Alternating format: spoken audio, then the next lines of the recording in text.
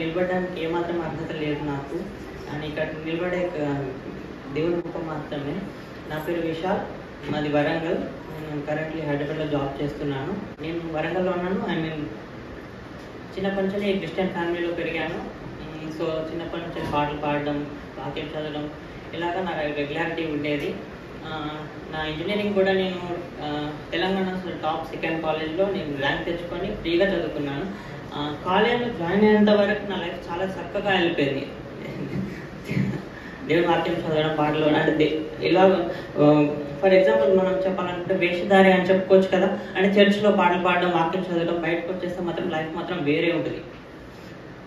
అలా ఉన్న టైంలో ఇంజనీరింగ్ జాయిన్ అయిన తర్వాత నా లైఫ్ ఎలా అయిపోయిందని అంటే వచ్చేసరికి రకరకాల ఫ్రెండ్స్, రకరకాల రిలేషన్షిప్స్ ఉండేసరికి ఫస్ట్ సెమిస్టర్లో there will be 13 subjects including laboratories. అందులో నేను పాస్ అయిన సబ్జెక్ట్స్ ఏంటి గెసెస్? నేను పాస్ అయింది 3. అందులో 2 laboratories, 1 environmental science. From getting seat in the college to failing in 10 subjects in the first semester it self.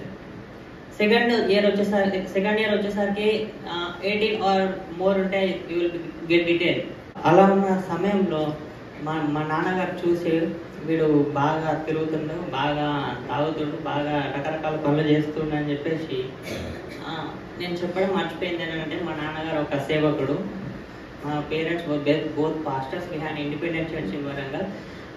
మా నాన్నగారు పాస్టర్ అయినా కూడా నేను రకరకాల స్నేహాలు చేసి రకరకాల లోకానుసరమైన కార్యాలు చేసేవాడిని. ఎలా అంటే కాలేజ్లో ఒకలాగా ఉండి చర్చ్లో మీటింగ్ జరిగినప్పుడు తాగేసి డైరెక్ట్గా వచ్చేసి బ్రష్ చేసుకొని చర్చ్లో స్టేజ్ ఎక్కేసి పాటలు పాడేవాడిని. అలా ఉన్న నా లైఫ్లో ఒకరోజు మా డాడీ చూసి ఒక యూపీఎఫ్ మీటింగ్ అని అప్పర్ ప్రేయర్ ఫెలోషిప్ అని వరంగల్లో ఒక ఫెలోషిప్ ఉంటుంది. నన్ను తీసుకెళ్ళి బలవంతంగా తీసుకెళ్ళి అక్కడ నాకు తెలుసు అక్కడ తీసుకుపోతే వాళ్ళు మార్చేస్తారని, అయినా కూడా బలవంతంగా తీసుకెళ్ళి అక్కడ కూర్చోబెట్టాడు. ఫస్ట్ రోజు బలవంతంగా వెళ్ళిపోయాను. కానీ మా డాడీ వెళ్ళొద్దు మా డాడీ చెప్పకుండా నేను 4 రోజులు అక్కడ ఉన్నాను. My life was change after that. ఎలా అంటే నేను మొత్తం నా లైఫ్ అంతా మారిపోయింది.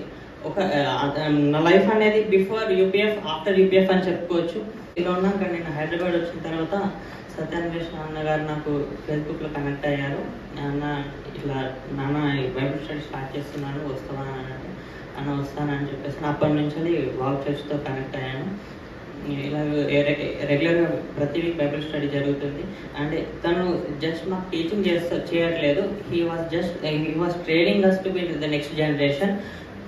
మేము ఒక్కొక్క చోట దేవుని సువార్త ప్రకటించడానికి ఆయన మమ్మల్ని తయారు చేస్తున్నాడు. Thank you so much. Finally remember walk church, remember Satya అన్న. This is just the beginning.